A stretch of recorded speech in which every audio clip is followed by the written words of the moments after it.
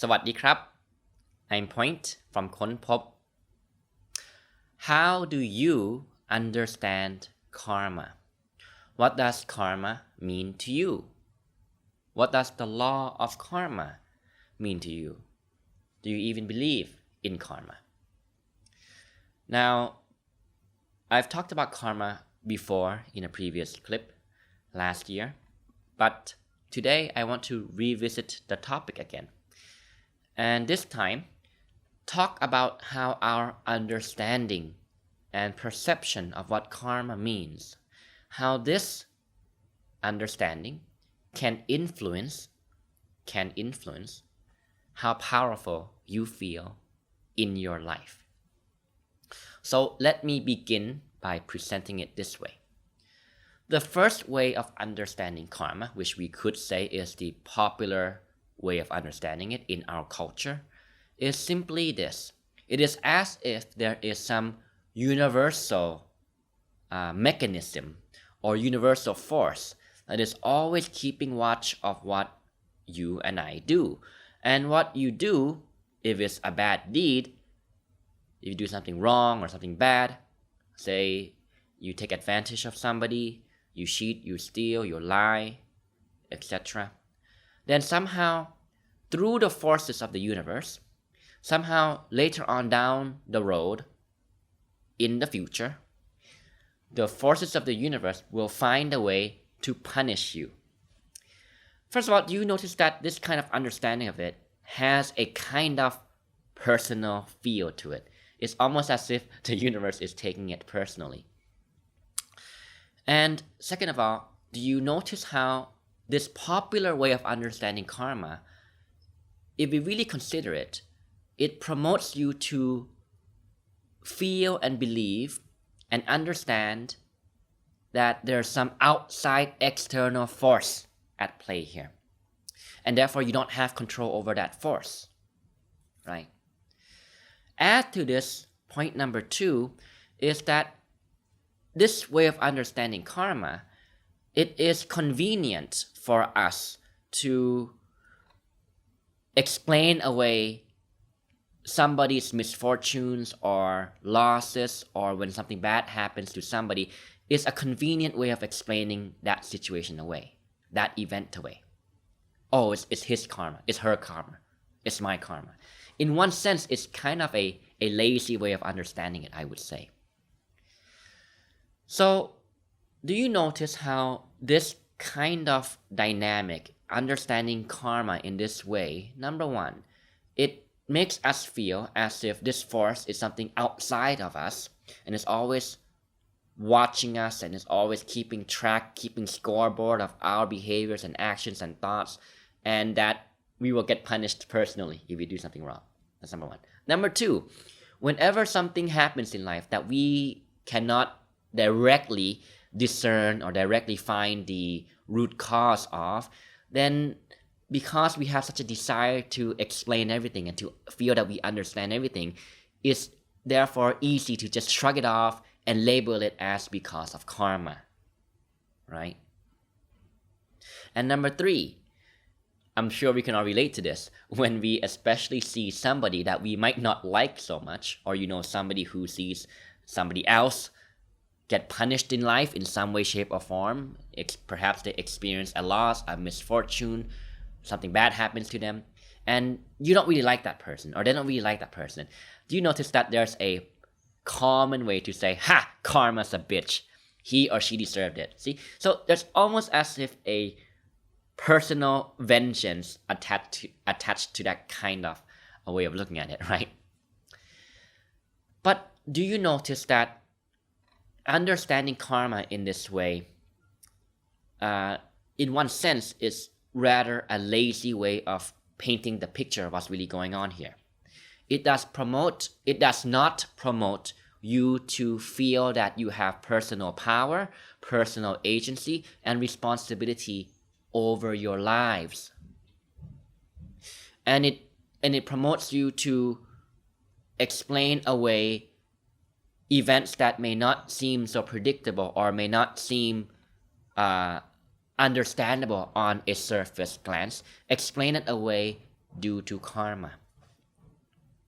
And so if we feel that there's some outside external force affecting our lives, then we are unwittingly teaching ourselves that we don't have control and influence over our happiness, our life, our situation, our experiences.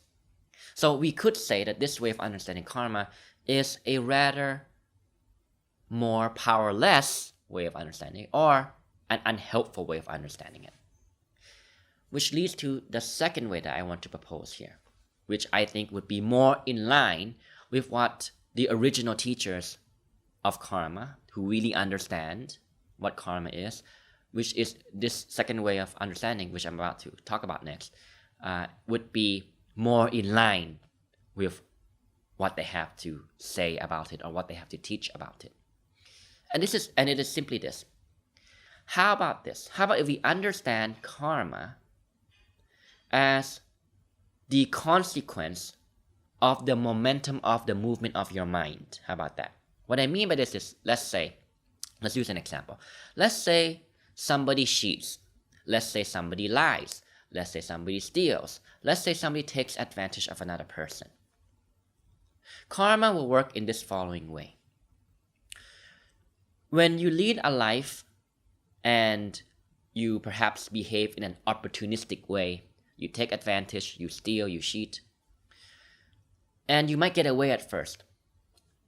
Karma will work in this way. Number one, you are unwittingly teaching yourself that you can get away with this. And number two, if you feel that you can get away with it and that you can cheat and steal and take advantage when nobody's looking, it would be easier to do it again after you've done it once. So if there's a first time, there can be a second time, and third time, and fourth time. So you begin to lead life this way, and it becomes a habit. And you may say, okay, you get away every single time, so what's the point? What's the karma here? You see, when you behave in these ways, you are essentially leading your life based on lies and deception. And when you lead life based on lies and deception, you will already pay the price in ways that you don't realize, because your mind starts to gravitate towards that behavior more. It becomes your habit. It becomes your way of being, your way of living. It becomes who you are. And if you lead life this way, you will know it in your heart. And if you know it in your heart, you come to believe that if I do it, therefore other people must also do it. This is one way that you're already paying the price in terms of suffering, you could say. And if you lead life in this way, it is almost as if you have to look over your shoulder all the time, you see? Because you're in fear or you're in paranoia that other people will then take advantage of you too, because that's the way you behave. And so you engage in these behaviors more and more and more, and you will likely see this kind of behavior in other people too, because you see what you're looking for, right? You see what you're looking for, and then you come to believe that that's all life has to offer. How do you think this would translate in other areas of your life? If you teach yourself that you can get away with small cutting corners, small shortcuts, deceptions and lies and small, don't worry about it, nobody's gonna see, right? How do you think this would translate to, say, your relationships? Right? If you lead your life based on deceptive behaviors, how do you think it would affect your ability to really develop and cultivate a genuinely authentic and trusting and respectable, mutually respecting and caring and trusting relationship with somebody else, whether it's a colleague, a friend, a relative, a family member, or a romantic partner? So wouldn't you say that in this sense, you're already creating karma for yourself? And you are locking yourself in this way of behavior and this way of habit and this way of living. And it becomes quite difficult to undo this process. You have set the momentum into play, and it's hard to undo this process. Because it is easier to keep living the life in the same way rather than coming to terms with your behaviors and taking responsibility for it. Because that means accepting some harsh truths of your own behavior. That means accepting and facing perhaps your own guilt that you know deep in your heart. And the more you run away from it, guess what? It will not go away. The more you run away from it, the more it will grow and get bigger. The fear of having to pay the price sooner or later down the road. The guilt of it. And you carry this as weight in each and every day that you live. And isn't that already suffering if you think about it? Now you might say that, well, I kind of see where you're going here, Point, but what about those people who cheat and rob and steal but have such a good life? What about those corrupt politicians? I would say this: don't judge a movie until it's over. I would guarantee you that those who choose that path in life will unwittingly and unknowingly condemn themselves to not be able to truly experience what true happiness and love really means and wisdom really means. Because that's all they come to know. That's all they come to see and believe that life has to offer. And it's easier to continue going down that path and therefore causing more karma. In other words, repeating this chain of behavior and actions, which is based on lies and deceptions, etc. It's easier to keep going down that road until it becomes too late to change.